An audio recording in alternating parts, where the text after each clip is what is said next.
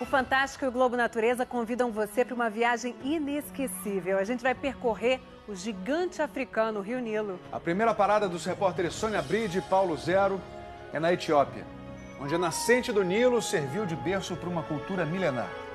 Vamos a Lalibela, uma cidade sagrada esculpida de cima para baixo, como essa igreja.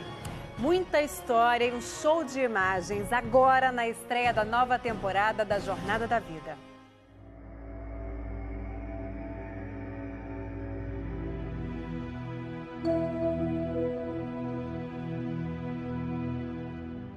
Quando olhamos para o céu em busca de um sinal de que não estamos sozinhos no universo, o que procuramos é o ingrediente fundamental da vida: água. Praticamente toda a vida que conhecemos depende de água.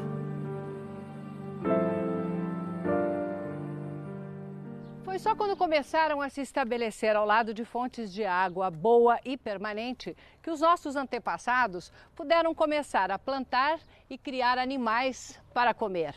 Sem precisar se deslocar todos os dias em busca de alimentos, passaram a ter tempo livre.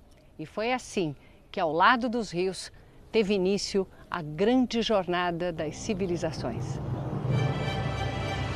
Nossa nova jornada percorre o Rio Nilo. Das selvas da África ao deserto, das montanhas ao mar. O Nilo das reservas de vida selvagem, das pirâmides desconhecidas e dos faraós negros. O Nilo generoso que dá o pão. O Nilo Deus, que deu origem a uma das civilizações mais fascinantes da história da humanidade. O Grande Nilo tem origem em 2 lagos. Do Vitória sai o Nilo Branco. Do Tana, na Etiópia, o Nilo Azul. Percorremos mais de 6.000 quilômetros, 4 países até a Foz no Mar Mediterrâneo. A Jornada da Vida, Rio Nilo.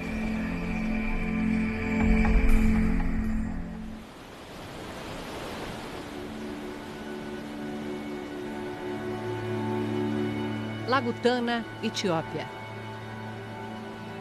Berço do Nilo Azul.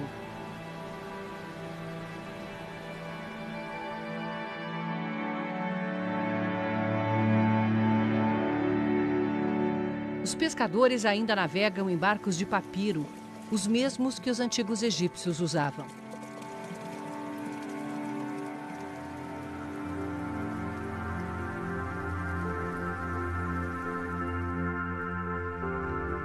Nestas ilhas estão antigos monastérios da Igreja Etíope Cristã.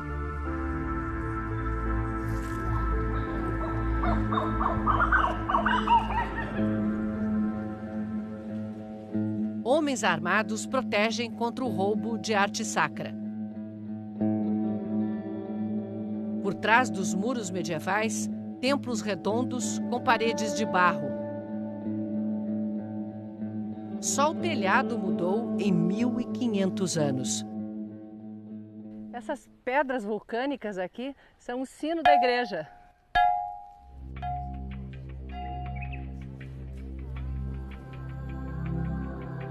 Na arte sacra dos mosteiros, a história da fé cristã na África.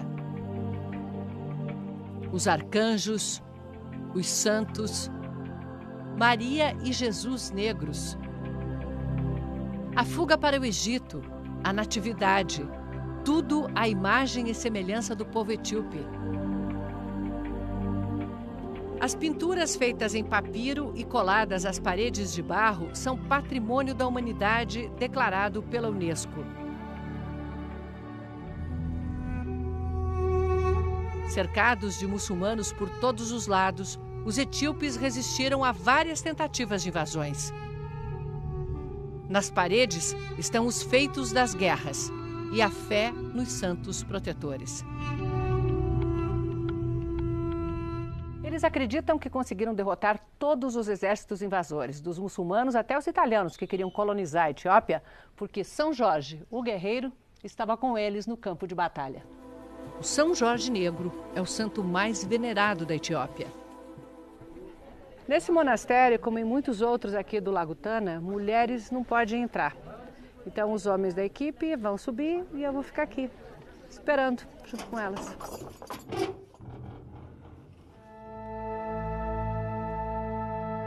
Lá dentro, os corpos mumificados de 5 imperadores etíopes e uma incrível coleção de livros religiosos.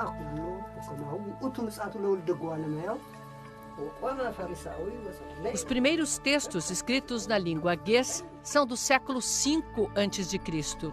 Era o idioma do reino de Axum, que se estendia até parte da Península Arábica e controlava o comércio da África Negra com os povos do Oriente Médio e da Europa. O mais incrível, essa parte da Etiópia se converteu ao cristianismo no século IV, depois de mais de 1000 anos de tradição judaica. Pela tradição, o primeiro rei era filho do rei Salomão com a rainha de Sabá e por isso se tornou o guardião da Arca da Aliança, que para os etíopes nunca foi a Arca Perdida. Teria passado 800 anos numa ilha aqui no Lago Tana e depois transferida para um monastério a 1000 quilômetros daqui, onde estaria sendo guardada por monges e longe dos olhos do público. A Arca da Aliança, que era com os judeus, passou a ser a Arca da Aliança com os Axuns. E os etíopes se transformaram nos verdadeiros herdeiros do pacto de Deus com os homens. O Império Axum se desfez, o cristianismo dominou a região, mas alguns judeus resistiram até os tempos modernos. Durante a Guerra Civil da Etiópia, Israel mandou jatos para resgatar os últimos judeus etíopes. Foi nos templos dessas ilhas que os monges descobriram como fazer, dos grãos de uma planta daqui, uma bebida que ganhou o mundo: o café. O preparo é uma cerimônia. O perfume do incenso queimado na brasa vai ganhando a companhia do aroma que tanto apreciamos no Brasil, do café torrado na hora. Moído na pedra e feito sem coador.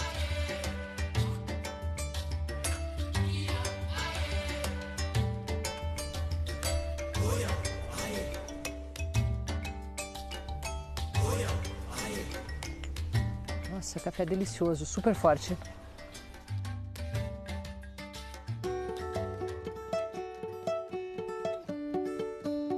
Nas terras altas está o solo mais fértil da Etiópia. Daqui sai o alimento para 100 milhões de pessoas. No país, que é um pouco maior do que a região sudeste do Brasil e tem metade do território em desertos. Um trabalho árduo que não poupa nem as crianças. Enquanto uns aram a terra, outros separam da palha os grãos de teff. O menor grão do mundo, considerado um superalimento. É o teff que separa a Etiópia da fome.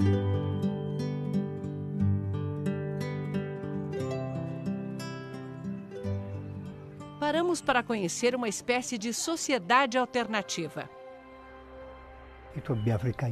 Há 40 anos, o agricultor analfabeto criou a comunidade que preza, acima de tudo, pela educação. Nossas famílias não nos deram chance de estudar. Não vamos repetir o mesmo erro com nossas crianças. Sabemos o valor da educação. Salam.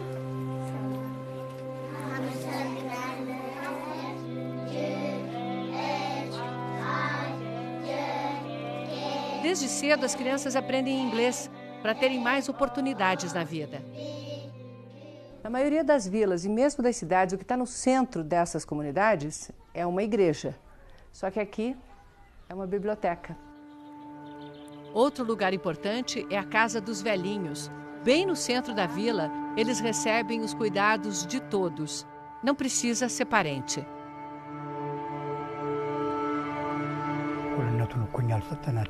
Um dos princípios da comunidade é a igualdade de gênero.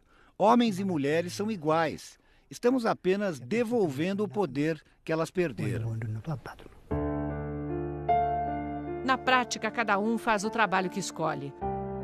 Mulheres peneiram os grãos, E os homens cozinham a injera, a panqueca de farinha de tefe, a comida nacional da Etiópia.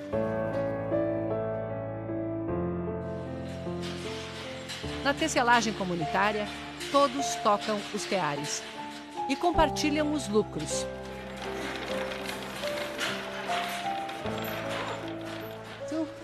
Nani nasceu aqui, tem 34 anos. A orgulhosa mãe de 4 filhos conta que o mais velho já está na faculdade, estudando engenharia. Engineering.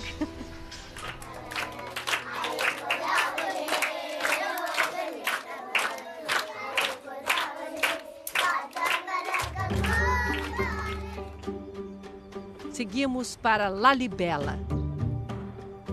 A cidade sagrada tem um complexo de igrejas talhadas na pedra, abaixo do nível do chão. Todas interligadas por um sistema de túneis, passagens, pontes de pedra. Por todo lado, demonstrações de fé.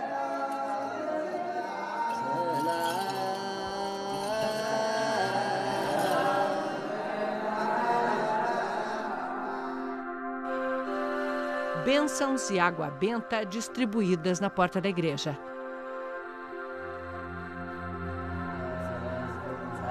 A família veio de longe para batizar o bebê numa caverna.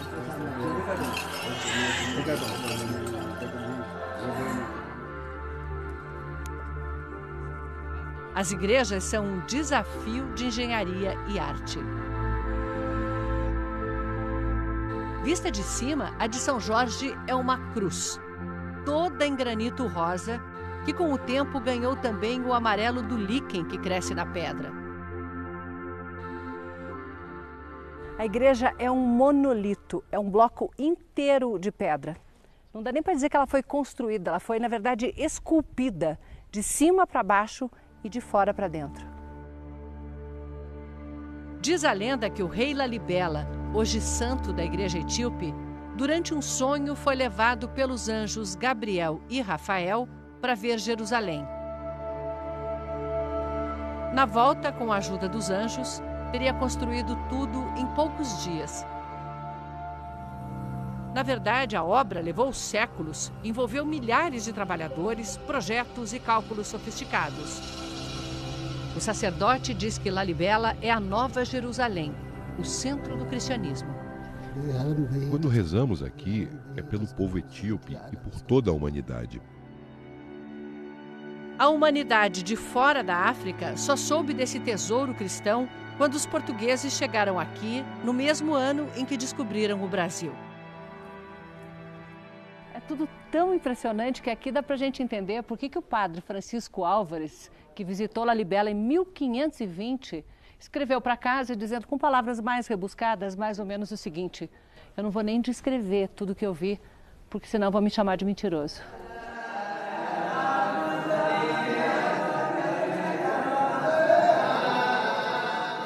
Impossível dizer se o que fascina mais é testemunhar as orações